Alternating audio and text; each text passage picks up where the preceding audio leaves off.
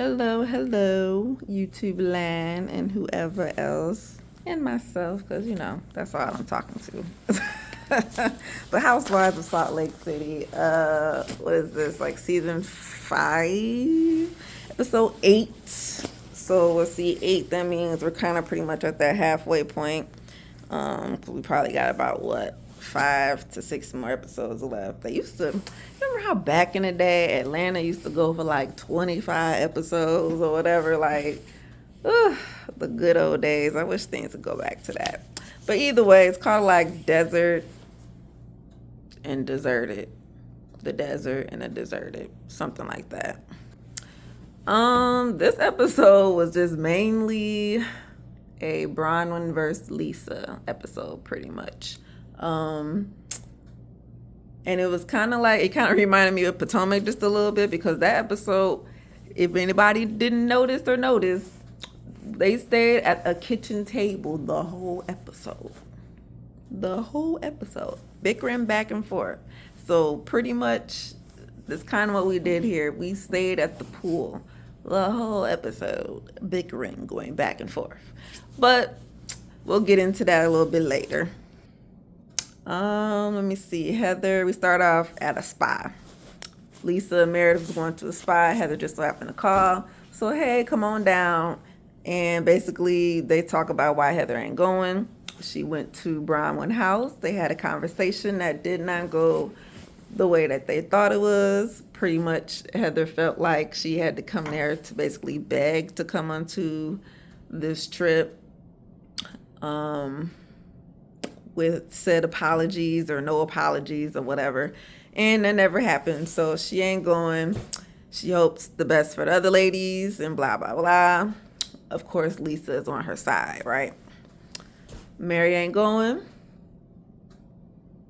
We know why. Her son is high. So she got to go and watch this fool be high. It's like, no, let me stop. He having some problems. He need to go get some help, which he probably is in like today world. Who knows? But he, Mary got to be with him. Heather ain't going. Lisa and Whitney, Lisa and Whitney nervous, looking for apology. Oh, so that was when we kind of flashed back, because we had Lisa and them talking over here, that we had Whitney and them talking over here about what everybody's getting, basically packing and getting ready. So it's like this anticipation going on, like what's gonna happen, who's gonna be there, is it gonna be okay, whoop whoop whoop whoop whoop. So we hop on a private jet that is provided by Bronwyn. Nice little thing. We get this weird awkward energy while we're on the plane, because it's like Lisa didn't want to sit by Whitney. And they didn't really speak to each other. Like everybody's just kind of, it was divided. So we had Whitney, her husband, Angie, her husband, and I guess Bronwyn and her husband. Then you got on the other side, which is Lisa, her husband, and Meredith and her husband.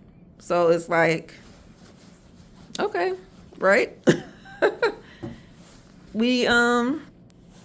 it was just a little awkward on the plane. So on this, sorry, I know I keep saying, sorry. It's my brain just trying to, I guess, think.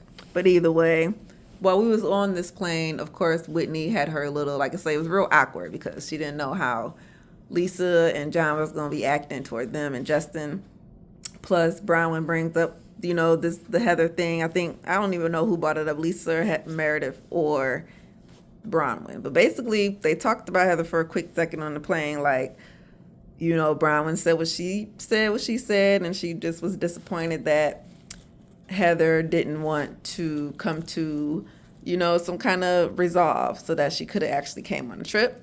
And Lisa is like, well, I heard what Heather said, and I'm just going to take what she said. I heard what you said too, but, this is what she felt, so I'm going to take her side, and it is what it is. Hopefully you don't hate me for it, but this is not really sitting well with Bronwyn. So this is kind of the lead up to the breakdown between them. So I did write that the house has no bathtub on my little notes because, of course, Meredith needs a bathtub everywhere she goes, and her husband was running around trying to find it. Is her husband named Scott? I just couldn't remember. I think it's Scott. But they found the room anyway, and they're just gonna have to make do. And while everybody's walking around and figuring out, what's going on in the house, is very beautiful and everything, by the way. Everybody's just got like weird vibes going on. Like it was Lisa just made everything weird, like so awkward, right? So Bronwyn, let me see. Bronwyn got Minnie. What? Oh, Bronwyn jewelry shopping. Yeah, so this jewelry situation, I can't remember what she was like shopping or window shopping, or she wanted Todd to buy it for her. So basically this jeweler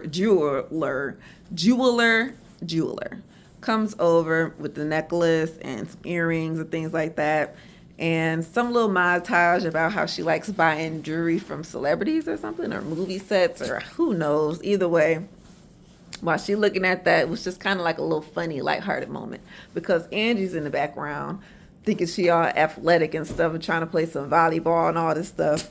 Knocks the dang ball into the lake, and she got to go basically fish it out, her and her husband. So I just thought that was kind of cute, little funny, because we're not going to be laughing in a minute. And pretty much about this time, everybody's kind of settled in the house and making their way to the backyard, to the pool and things like that. So Lisa and Meredith are off to the side. It looked like the jacuzzi or something, or maybe the side of the pool. Either way, Scott comes up to them and says, "Hey, Meredith, would you guys like a shot?" And they're like, "Oh, okay, cool." I think that's what he offered them, a shot or something like that. And then he's like, "Okay, so I got some news.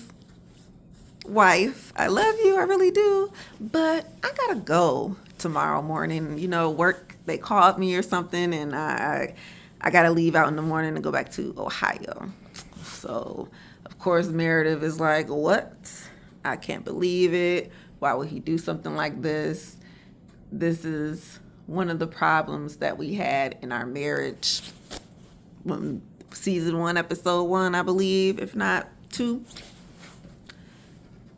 They were on the verge of divorce because I think he was in Ohio or something like that, because they was living separately and he just was never home. So something like this situation where we on vacation, a couple's vacation, and you got to leave me, boy. So she ain't pretty happy about that. So pretty much while everybody is, making their way to the backyard, to their, I guess, respective corners, it was just so divided. Like, who's gonna say something at this point? So the men decide to creep up with each other. Creep up with each other. They make their way all over to the side with each other, and just start talking. Like, hey, da, da, da, da, and they all get the rolling. Okay, because men are like that. Like, we not if we not really angry like that and this stuff, what I'm saying, it's not that deep, well, it's okay, right? And Justin and John had already talked, so they're fine. It's the wives. So Angie, she was like, okay, well, pretty much her and her husband ain't really got nothing going on. Oh, forgot about that. I'll bring that up in just a moment. So she decides to go grab some shots and pass the shots out to everybody, just to try to like break the ice just a little bit, which it does open the conversation and bring everybody together, right? So I forgot this one thing in the beginning. When Meredith brought up her bat mitzvah, she invited Heather and Lisa, of course, and we'll see if she invites the other ladies. After this tequila shot thing that Andy started passing out everybody, she opens up to everybody and says, hey, look, I'm kind of deaf, and I went to the doctor and I got myself a hearing aid. So she has a little piece in her ear that she can, tweak, and do what she got to do. It was another issue that Meredith, I guess we kind of forgot about, which was the rumors and the nastiness about God, what is Angie's husband name? I can't think of his name, but that rumor that Meredith tried to bring up, which I think Whitney was the one who actually expressed it. But either way, Angie's husband, ended up pulling Meredith to the side to try to say, like, look, I wasn't real cool with what everything was going on, with what was being said, but since we're going on this trip and things like that, I'm going to keep it cool on my end. And as long as you keep it cool on your end, then we good. You know what I'm saying? So it was kind of good that they squashed that little piece. Oh, yeah. And when Meredith brought up the rumors and the nastiness, old boy in retaliation brought up Brooks, which is Meredith's son, in a disrespectful way. And, he only did that in retaliation, blah, blah, blah. So basically they both had to apologize to each other for that. So this is where things get to rolling, right? Because we're all outside, we're on the pool, we just took a shot, conversation is starting, and I can't remember who brought it up, but hey, what do you think Heather is doing? I don't know, but I missed her when she was here. Ooh, doo, doo, doo. Oh, so we should call her. Okay. Who calls her? I think it was Angie picked up her phone and she called her. And granted, she said something in her confessional to the fact that, like, what, she didn't want to be in the middle of it, or she had her issues with said persons. But in this instance, she didn't want to be in this beef that Lisa got going on, because her and Lisa situation is different, right? So, excuse me, we FaceTime Miss Heather, and she says, oh God, I wish I was there, woody woody whoop. So while this conversation is going on, Bronwyn was in the house, right? So she comes out, and while Lisa is holding the phone talking to Heather, whoopty whoopty whoop, Bronwyn was like, oh, y'all decided to call her when I went to the bathroom. Okay, that's cool, whatever. I see what y'all trying to do. And, Lisa hang up the phone and she says, oh, we just wanted to see how she was doing. Whoopty whoopty whoop. That was it. I was just checking on her. Like, she's my friend. And, I'm just trying to be there. Blah, blah, blah, blah. Okay. So pretty much Bronwyn, felt disrespected that you would call this girl that I have this said issue with, and you are taking up for her at the same time. When I've been your friend for said many years, and I always stick up for you, okay? So Lisa's like, well, yeah, Bronwyn, I know you, and I would never try to hurt your feelings and things like that, but Heather is my friend and I'm just trying to stick up for her. So Bronwyn's like, well, isn't that a little like contradictory at this point? Because I was hanging out with Angie and Whitney. They were saying some things about you. Me, as being your friend, I told them, no, I know Lisa to be different from what you are describing to me. So I'm not going to take what you say for fact or anything. I'm not going to agree, but sure, I heard it and we can move on. But I'm just saying that's not the Lisa that I know. And I don't think it's something that she would do, like things that you would say when you're trying to help your friend out, stick up for your friend, defend your friend, because these are the words that they're using, right? So I guess Lisa's just not hitting her. Like, it's just not registering in her mind. Or maybe it is, but in order for her to always be right, she has to always find justifications to make her be the winner in every situation, right? And I don't know, I think, like John, it's her husband, all that stuff. So no matter what, he knows how to play her or whatever, not vice versa. But, and maybe people in her work life as well. Like, you know what I'm saying? Like, everybody knows Lisa Barlow, this and this and that. She's this and this and that. So you have to walk on eggshells. Like how Heather would behave being Lisa's friend. I'm going to do what Lisa says. I'm not going to talk about Lisa behind her back. I'm going to let her know if anybody talks about her behind her back. Like, I'm going to be the bestest friend that I can ever be. And, so that she can never be mad at me, because if she's mad at you, as everybody knows and can see, she's going to pop off and probably get on the line with one of her lawyers trying to sue. Like, she's so,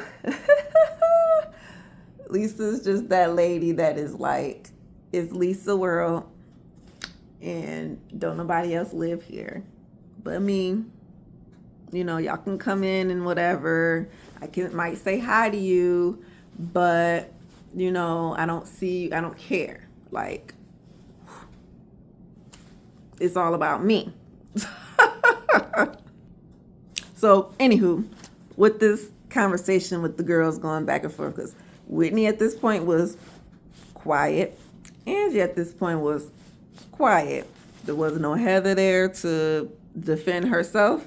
Meredith did try to stick her neck out a little bit for Lisa, but Brian was quick to say, girl, you don't say nothing, because your butt was over there trying to stir the pot as well with your you know what I'm saying? Like, it's all, at this point, she realizes, like, okay, Lisa, so I can do everything for you as a friend that I expect and all this for you, right? But in return, that's not what you're going to give me. So she walks away in frustration because she realized I'm not getting anywhere with this conversation. So let me go and cool myself down. So the men, at the same time this whole conversation was going on, they watching. They in the pool having their little thing, but they're like, oh, shoot, what's going on? Mainly Todd. Todd is Bronwyn's husband. And Todd is like, look, I told my wife I wanted to come on vacation. I did not want no arguing, no bickering, none of that. We just supposed to be having a little good old time for these little couple days and, enjoying each other. But this is not what I want. So he does go over there at some point to say, hey, guys, can you guys, calm down a little bit? And it got him nowhere. I was like, actually wrote, Todd tried it. And he said, well, call Heather, because that's who y'all arguing about, right? And they said, no, we did call her, and that's why we are fighting. So, like I said, it was getting to a point where nobody was going to, get anywhere of any type of agreement or resolve. So pretty much Lisa just says, well, you know what? Heather ain't here. So I don't want to talk about it no more, because I don't want to be the one to be defending her, be her mouthpiece and all this stuff. So you, Heather, you as in Bronwyn, and Heather is going to have to talk it out and work it out by yourselves, and don't put me in it, pretty much. Like, at this point, throwing her towel in. I don't know if she realized she was defeated once Bronwyn pointed out the fact that, that their expectations of friendship for each other was not reciprocated the same, right? So that's when Bronwyn walks away, and everybody was just like quiet, like, what just happened? Like, literally everybody was just watching. I can't remember if it was Whitney or Angie who came in or Meredith. One of them girls came into the house to kind of console Bronwyn real quick, to just ask her if she was okay and all this stuff. And Todd comes up, and while they're, taking a breath, he like, look, I told you this is not what I wanted. I ain't want none of this stuff, so you gonna either have to tell them that they got to go, or tell John to tell his wife to calm down. Like, we can give them some money, we can call the car, we can get the plane, whatever they need, but tick-tock goes the clock, okay? And Bronwyn is in her confessional like, yeah, that's one thing about my Todd is he don't play. And when he don't play, mama listen, okay? And he ain't, cause he ain't too nice as people might think he is. When he go there, he go there. And he was going there cause he said, this ain't what I want. So I'm gonna go talk to John because obviously his wife can't talk to Lisa. So I'm gonna go see what's gonna happen. I'm gonna go talk to him, and maybe we can do something. But not today. And that's pretty much how the episode ends. Pretty much each episode has been a to be continued going situation. So, and we didn't even get no trailers, which is fine. I can always wait till the next episode. Trailers really don't. So, yep, John, well, not John, but Todd goes up to John. He's like, yo, I'm gonna need you to go talk to your wife. Look, you got to calm her down. Tell her she can't be acting like this, okay? This is, you know what I'm saying? He ain't saying all these words, but basically, I invited y'all here, and this is what's going on. You have to get your shit and go, or you have to calm it down and fix it and work it on out. So John goes to talk to Lisa. Of course, she's in her own world, like, oh my God, what just happened? I can't believe that just happened. Are they mad? What did Todd say? He's like, yeah, well, Todd said, we might have to go. And that's where we hit the to be continued button. So we'll see how it goes next week. We'll see. What was this season? Season 5, episode 8, the desert and the deserted. Bye.